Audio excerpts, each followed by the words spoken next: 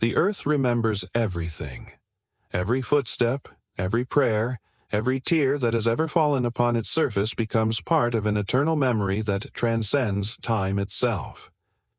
Today, you'll hear the whispered secrets of a continent before Columbus ever set sail, stories that the land itself has been waiting centuries to tell. In the year 1491, North America was not the empty wilderness that European explorers would later claim to have discovered. It was a tapestry of civilizations so advanced, so spiritually connected to the natural world, that their memory still pulses beneath every acre of American soil. The collective consciousness of the land holds their stories, and now it speaks. The morning mist rises from the Mississippi River, carrying with it the echoes of 1,000 canoe songs. The collective memory recalls when this waterway was not just a river, but a highway of commerce connecting hundreds of thriving communities. Cahokia, a metropolis larger than London at the time, stretched across the Illinois plains with its magnificent earthen pyramids reaching toward the sky like fingers grasping for the divine. But the land remembers more than just stone and earth. It remembers the Mississippian people who built Cahokia, their sophisticated understanding of astronomy reflected in the precise alignment of their monuments. The great plaza could hold 20,000 people during ceremonies that lasted for days, their chants and drums creating vibrations that the earth absorbed and preserved in its deepest layers. The collective memory shifts westward, where the Colorado Plateau holds the architectural marvels of the Ancestral Puebloans. Mesa Verde's cliff dwellings cling to the sandstone like ancient prayers carved in stone. The land recalls the ingenious irrigation systems that turned desert valleys into gardens, the careful cultivation of corn, beans, and squash that sustained complex societies for over 700 years. Yet something disturbed this harmony. Around 1300 CE, the cliff dwellings were abandoned, not destroyed, not conquered, simply left behind as if their inhabitants had vanished into the desert wind. The collective memory holds this mystery close, feeling the weight of unanswered questions that still echo through the canyons. Why did they leave? Where did they go? The land knows, but some secrets are too profound for immediate revelation. Moving northward, the memory encounters the Haudenosaunee Confederacy, a political alliance so sophisticated that it would later inspire the founding fathers of America. 5 nations, later 6, united under the Great Law of Peace, their longhouses stretching across what would become New York State. The collective memory feels the power of their councils, where women held the authority to choose and remove chiefs, and decisions were made considering their impact on 7 generations into the future.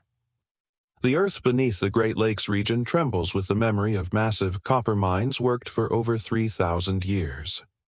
The indigenous people of this area were master metallurgists, creating tools and ornaments from pure copper extracted from deep shafts that required sophisticated engineering. Thousands of tons of copper were extracted and traded across the continent, reaching as far south as the Gulf of Mexico and as far west as the Pacific coast. But the collective memory holds darker recollections too. It remembers when the first European diseases arrived, brought by early explorers decades before Columbus. Invisible killers swept through communities with no immunity, leaving behind ghost towns and grieving survivors.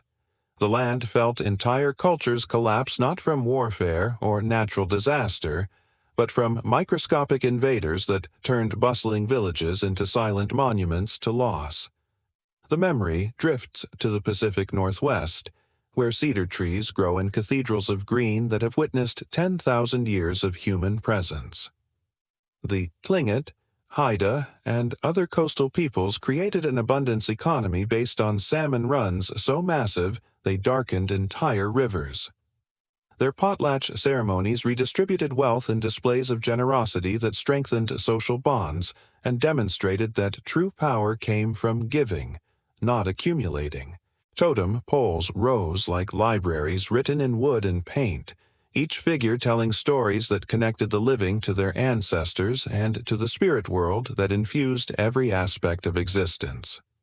The collective memory recalls the sound of carving tools shaping red cedar, the careful selection of trees, the ceremonies that honored the spirit of the wood before it was transformed into art. In the Southwest, the memory encounters the Hopi Mesas, where communities have maintained an unbroken presence for over 1,000 years. The land remembers their prophecies, spoken in ceremonies that predicted the coming of a new people from across the water. But these prophecies also warned of a choice that would determine the future of all life on Earth, a choice between technology and spirituality, between extraction and reverence. The collective memory experiences the vast trading networks that connected these diverse peoples. Seashells from the Pacific traveled to the Great Lakes. Turquoise from New Mexico reached the Arctic Circle. Obsidian from Yellowstone was crafted into tools used across the continent. This was not primitive bartering, but sophisticated commerce that required diplomacy, standardized measures, and complex relationships maintained across thousands of miles. Moving to the eastern woodlands, the memory recalls the Three Sisters agriculture that fed millions of people. Corn, beans, and squash planted together in a harmony that enriched the soil while providing complete nutrition. The land remembers when vast areas of the continent were carefully managed forests and prairies, maintained through controlled burning that prevented catastrophic wildfires while encouraging the growth of food plants and medicinal herbs. The collective memory holds the spiritual practices that recognize the earth itself as a living being. Every decision was made in consultation with the land. Every resource was taken with gratitude and ceremony. The very concept of owning the earth was as foreign as owning the wind or the rain. They were caretakers, not owners, understanding that they belonged to the land rather than the land belonging to them. But the memory also recalls the signs that warned of coming change. Unusual weather patterns, strange dreams reported by elders across distant communities, the appearance of new animals, and the disappearance of familiar ones. The collective consciousness of indigenous peoples was already sensing disruption in the natural order, preparing for transformations that would challenge everything they had built over millennia. The land remembers their astronomical knowledge, coded into earthen mounds that tracked celestial movements with precision that rivals modern instruments. Cahokia's wood henge, a circle of red cedar posts, marked the solstices and equinoxes, while also serving as a calendar for planting and harvesting. This was not primitive superstition, but sophisticated science integrated with spiritual understanding. In the Arctic, the collective memory encounters the Thule culture, ancestors of the Inuit, who had mastered survival in the harshest environment on Earth. Their technology was elegant in its simplicity, kayaks that moved like extensions of the paddler's body, harpoons that never missed their mark, ice houses that provided warmth in temperatures that could kill in minutes. They lived in harmony with seals, whales, and caribou, taking only what they needed and using every part of what they took. The memory shifts to the Great Plains, where the landscape itself had been shaped by indigenous peoples for thousands of years. Buffalo jumps, carefully engineered cliff sites where entire herds could be harvested, provided not just meat, but hides, bones, and sinew that were transformed into everything from shelter to clothing to tools. This was not random hunting, but sustainable resource management that maintained the buffalo populations for millennia. But the collective memory also holds the knowledge that this abundance was carefully maintained through spiritual relationships with the animals themselves. Hunters underwent purification ceremonies, offered prayers of gratitude, and followed strict protocols that honored the spirits of the animals they took. The land remembers when hunting was a sacred act, not an economic transaction. The memory encounters the sophisticated water management systems of the Hohokam culture in the Sonoran Desert.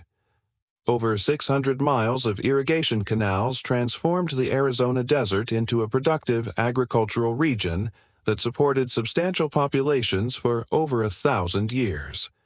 These were not simple ditches, but engineered waterways with precise gradients, diversion dams, and distribution systems that required advanced mathematical and engineering knowledge.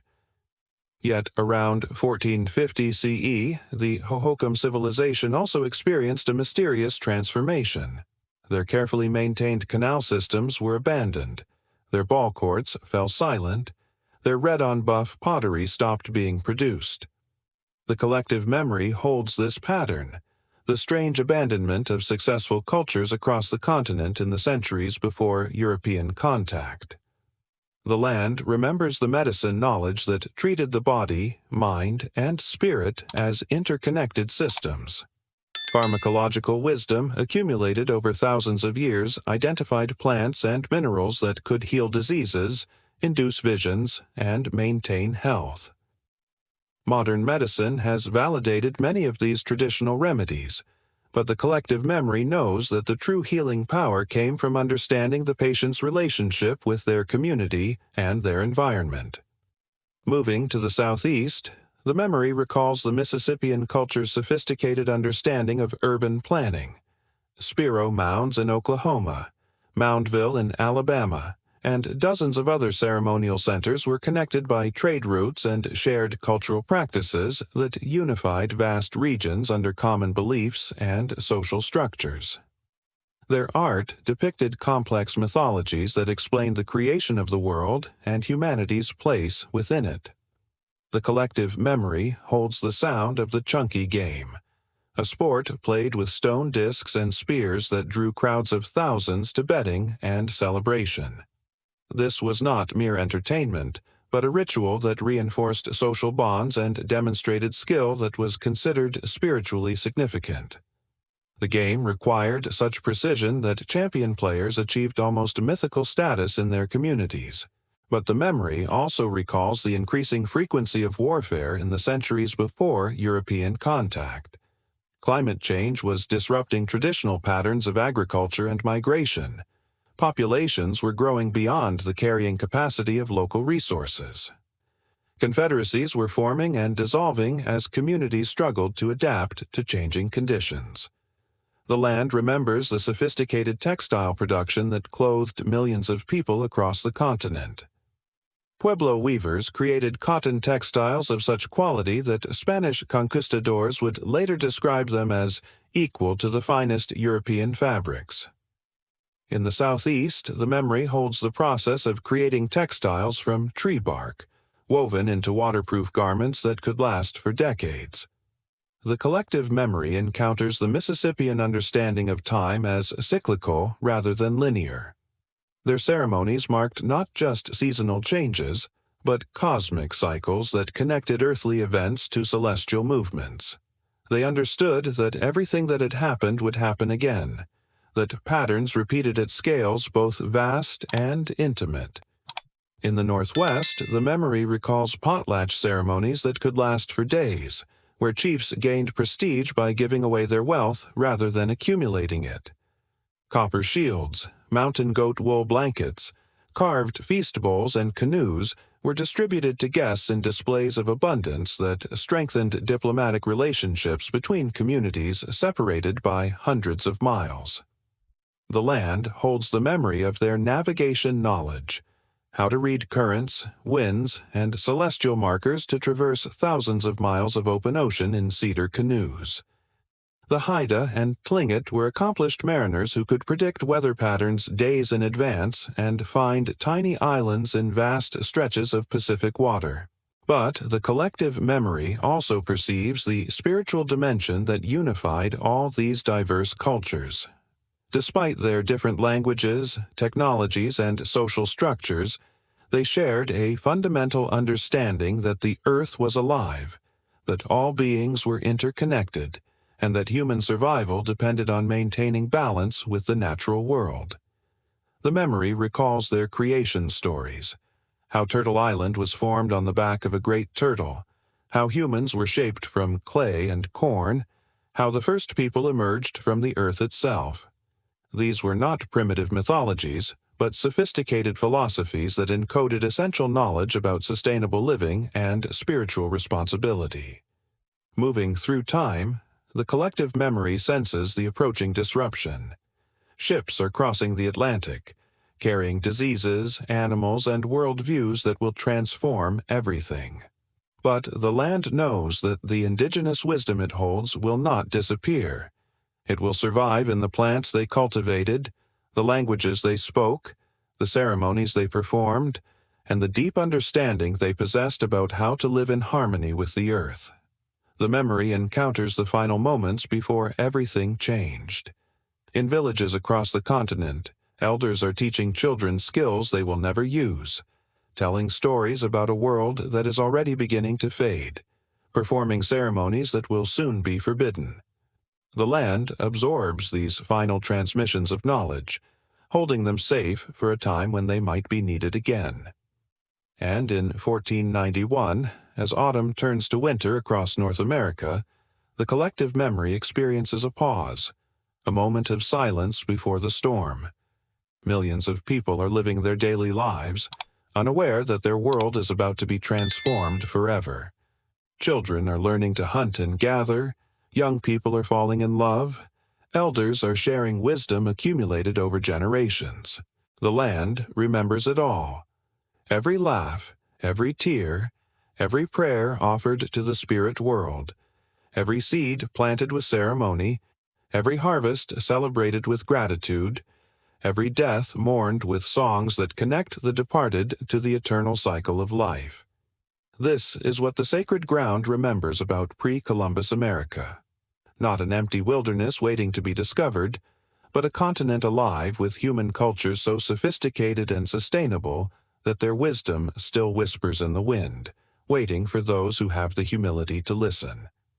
The collective memory descends deeper, recalling winter ceremonies that transformed harsh seasons into times of spiritual renewal. Buffalo hide teepees, arranged in sacred circles, created temporary cities where families gathered around fires that had burned for generations, their smoke carrying prayers to the spirit world. The land remembers complex kinship systems that governed these communities, relationships so intricate that every person knew their exact connection to every other member of their nation. This was sophisticated social organization that prevented conflict and ensured no one was ever truly alone. In the memory banks of the soil, Anishinaabe voices echo across the Great Lakes region, their migration stories encoded in birch bark scrolls. 7 Fires prophecy spoke of 7 distinct periods in their people's future, each marked by critical choices between spiritual wisdom and material accumulation. The collective memory recalls sacred copper mines of Isle Royale, where for over 4,000 years, indigenous peoples extracted pure copper using techniques so advanced that modern archaeologists still struggle to understand their precision. Underground shafts descended hundreds of feet, supported by sophisticated timber frameworks and ventilated through engineered air passages. Moving through southeastern forests, the land recalls the green corn ceremony of the Creek people, an annual purification ritual that lasted 4 days and renewed not just individuals, but the entire community's relationship with the spirit world. Sacred fires were extinguished and rekindled, old grievances forgiven, criminals granted clemency as society experienced symbolic rebirth. The memory holds architectural sophistication of Pueblo Bonito in Chaco Canyon, a structure so massive it remained the largest building in North America until the late 1800s. Its 650 rooms housed thousands in a planned community featuring central heating, sophisticated water management, and ceremonial spaces aligned with celestial events. The collective memory also recalls the mysterious road system of Chaco Canyon, over 400 miles of perfectly straight roads connecting outlying communities to the ceremonial center.